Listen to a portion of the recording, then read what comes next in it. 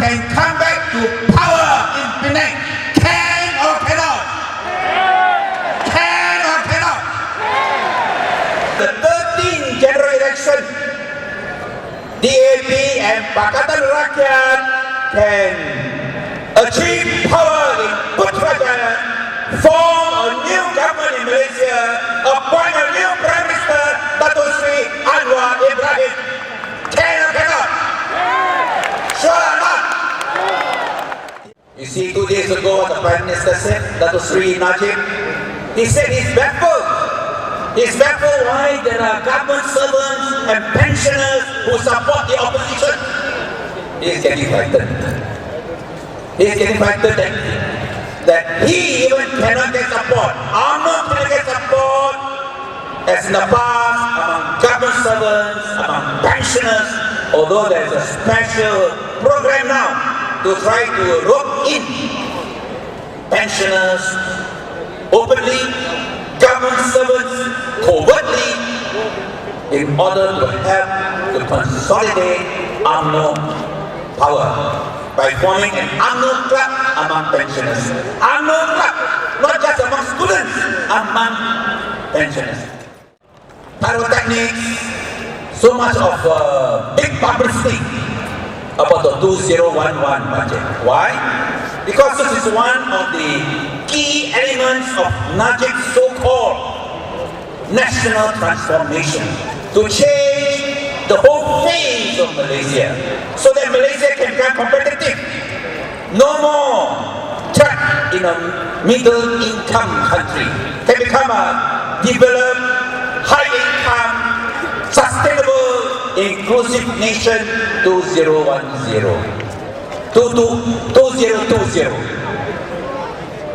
And since he became Prime Minister, he has come up with 4 basic policies. 1, Malaysia. GTP, Government Transformation Program. 3rd, new economic model, NEM. And 4th is opposed to the 10 Malaysia plan and the annual budgets. 18 months, what can we see? What is it in this 2011 budget? As Anthony Look has told us, the most outstanding item in this 2011 budget is a 100-story Najib Tower. Supposed to be Warisan Merdeka. We call it the Najib Tower. He wants to out Mahathir. He wants to be at least, to show that at least in one area, he is one step above Mahathir. Mahathir is 88-story. Petronas Twin Towers, Najib 100-story. The Najib Tower. But is it what that is the new economic model about? The new economic model which Najib announced on March the 30th also bring about a new hope that Malaysia will not continue to struggle behind other countries. We have lost out since Merdeka 50 years ago. To Singapore, to South Korea, to Hong Kong, to Taiwan. We are now at risk of losing out to Vietnam, to Thailand, and we are not careful, even Indonesia and Philippines have become a top African type of nation. I want to discuss at least 5 issues which the 2011 budget can focus on. If you want to make the new economic model really meaningful, to change, to increase Malaysia's competitiveness. Instead of a 100-story Najib Tower, he should have announced, for instance, government's commitment to fight corruption, that we are going to be among the world's top 10, if not the top 20 least corrupt nations under the Transparency International Corruption Perception Index. There will be a great injection of adrenaline in terms of confidence in Malaysia's nation-building process, international competitiveness. To upgrade our universities, because human talents is the most important resource in the present era of international competition and globalization. We don't have a single university which is the top 200. Last year, MU was managed to get back to top 200 universities ranking, 185. This year dropped out of 200 universities. Australia have got 5 universities among top 50 universities in the world. 8 universities among top 200 universities in the world. And Shanghai's Jiao Tong University has this 500 universities ranking 25. Why can't Malaysia? Why can't Malaysia's university be among the best in the world? And if you want to talk about national transformation, these are the things that Najib should be targeting and trying to achieve. To do that, how can we do that? Change of policies. Change and policies, racial policies, racist policies, where there is a written or unwritten rule against meritocracy. Let Najib announce the budget debate just started. He can still announce amendments, revisions to the budget debate. Let him announce new economic model is a serious policy of the government, and the government is going to introduce immediately a policy of meritocracy, where the vice chancellors, in particular among the premier main universities in Malaysia, UM, USM, UKM, will be open to the best and the brightest, and not on the basis of race. Similarly, with regard to major positions in the public service, I think that will go a long way to restore public confidence in the nation.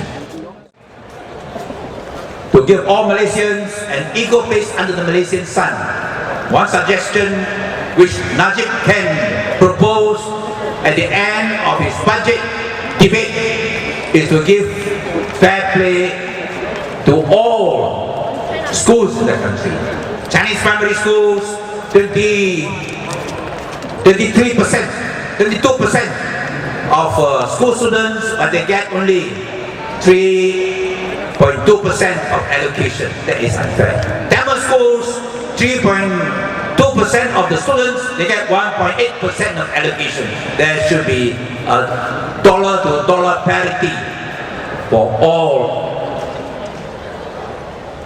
medium stream schools, and where there are parents who want to have Chinese and Tamil primary schools, is the responsibility of the government to immediately establish these schools.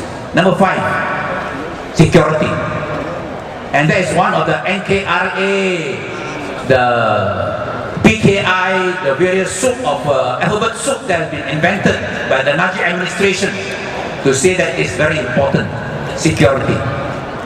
When Hishamuddin became Prime Minister, he conducted an opinion poll whether the people are satisfied with the police in fighting crime.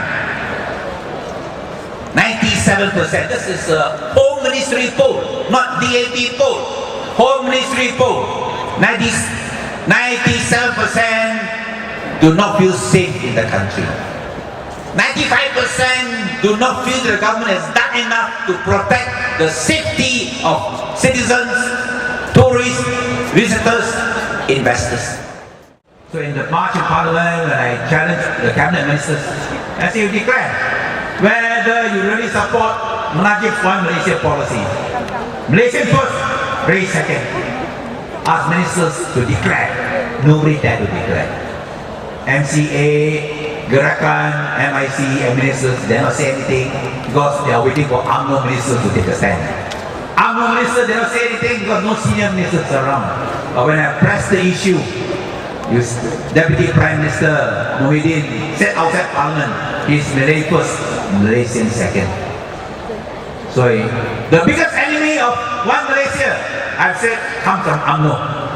一个马来西亚垃圾的政策来自它本身，所以我们要改，要靠人民。